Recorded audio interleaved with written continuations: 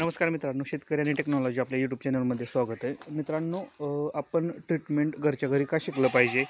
तर मित्रांनो, आज तुम्हाला एक गोष्ट सांगणार आहे की मित्रांनो, 2 दिवसापूर्वी म्हणजे परवा दिवशी वडिलांचा संध्याकाळी 6 वाजता आपल्याला कॉल आला की ह्या गाईचं टेम्परेचर, समोरची गाय आहे ना त्या गाईचं टेम्परेचर 107 आहे. मित्रांनो, हा जो थर्मामीटर आहे ना हा खूप महत्त्वाचा आहे. आपण वडिलांना शिकवलेलं आहे की टेम्परेचर कसं चेक करायचं. त्याच्यामुळं गायीनं काय खाल्लं नाही किंवा गाय उभा राहिलेली दिसली की वडील ह्या गायींचं टेम्परेचर ह्या थर्मामीटरच्या साह्यानं चेक करतात. 200 ते 250 रुपयाला मिळणारा मार्केटमध्ये म्हणजे मेडिकलमध्ये हा खूप महत्त्वाचा आहे मित्रांनो. आणि ह्या गोष्टी आपल्याला समजलं पाहिजेत की टेम्परेचर कसं चेक करायचं गायींचं. सिंपल अशी साधी गोष्ट असते.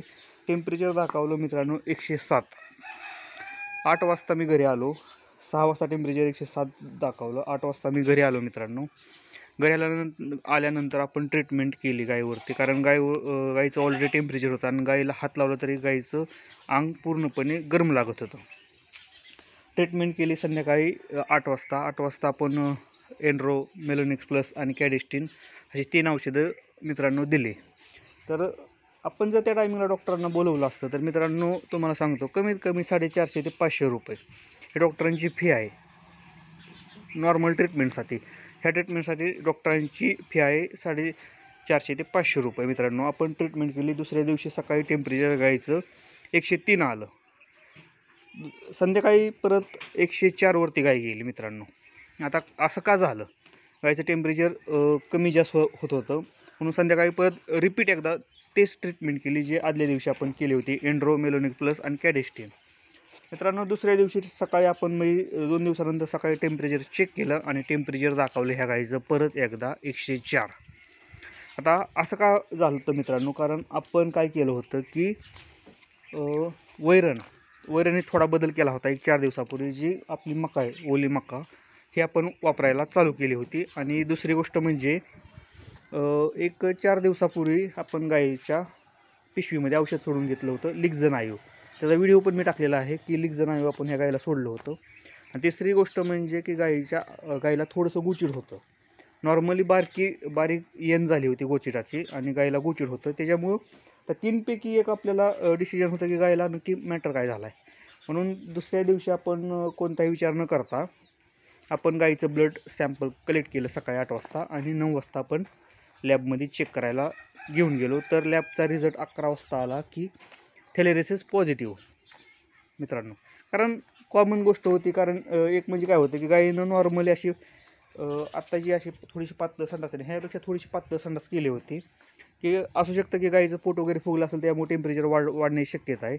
दुसरी गोष्ट म्हणजे आपण गायीला औषध सोडलं होतं, त्याच्यामुळे सुद्धा टेम्परेचर कधी कधी वाढतं. 104पर्यंत जातं, 104-105पर्यंत जातं टेम्परेचर. कारण गर्भाशयावरती सूज असल्यानंतर पेन मोठ्या प्रमाणात होतो आणि त्या टायमिंगला ट्रेसमध्ये जाऊन टेम्परेचर वाढतं. तिसरा मेन मुद्दा होता की गायीला ह्या गोचिड तापाची थोडीशी लक्षण दिसत होती, म्हणून आपण ब्लड चेक केलं. तिसऱ्या दिवशी कोणतीच वाढ बघितली नाही, कसल्याही प्रकारची वाढ बघितली नाही. डॉक्टरांना सुद्धा आपण बोलवलं नव्हतं. ब्लड सॅम्पल आपण घरच्या घरी कलेक्ट केलं. फक्त तुम्ही मित्रांनो ट्रीटमेंट करताना थोडंसं मार्गदर्शन घ्या, कारण लगेचच्या लगेच घरच्या घरी ट्रीटमेंट करायला जाऊ नका, कारण थोडं रिस्क असतं मित्रांनो. थॅलेरिसिस पॉझिटिव्ह म्हणजे गोचिड ताप पॉझिटिव्ह निघाला, त्याचा रिपोर्ट पण मी तुम्हाला दाखवतो. आणि आपण आत्ता ट्रीटमेंट चालू केलेली आहे गोचिड तापावरती. तर मित्रांनो, ह्या गोष्टी आपण दूध व्यवसायात खूप महत्त्वाच्या आहेत त्या, की आपल्याला डॉक्टरांना बोलावच्या आधी आपल्याला आपण प्रायमरी ट्रीटमेंट गायींवरती किंवा गोट्यावरती करणं गरजेचं आहे. कारण मित्रांनो, कमीत कमी 1000 ते 1500 रुपयाचा आपण इथं जे डॉक्टरांना जाणार होते ते वाचवलेले आहेत. कारण मित्रांनो कसं आहे की प्रायमरी ट्रीटमेंट जर आपण घरच्या घरी नाही केली तर आपलं कमीत कमी 1000 ते 1500 रुपये हे डॉक्टरांना जाणार आहेत. तिथनं पुढं परत गोचिड तापावरती होणारा खर्च हा वेगळाच राहतो मित्रांनो. म्हणून पहिल्यांदा आपण ट्रीटमेंट करायला घरच्या घरी शिकलं पाहिजे, तर आपला दूध व्यवसाय हा परवडणार आहे. आणि तुम्ही बघू शकता आता की गाय व्यवस्थितपणे खायला लागलेली आहे. मित्रांनो, व्हिडिओ जर आवडला असेल तर व्हिडिओला लाईक करा आणि चॅनलला सबस्क्राईब करायला विसरू नका. धन्यवाद.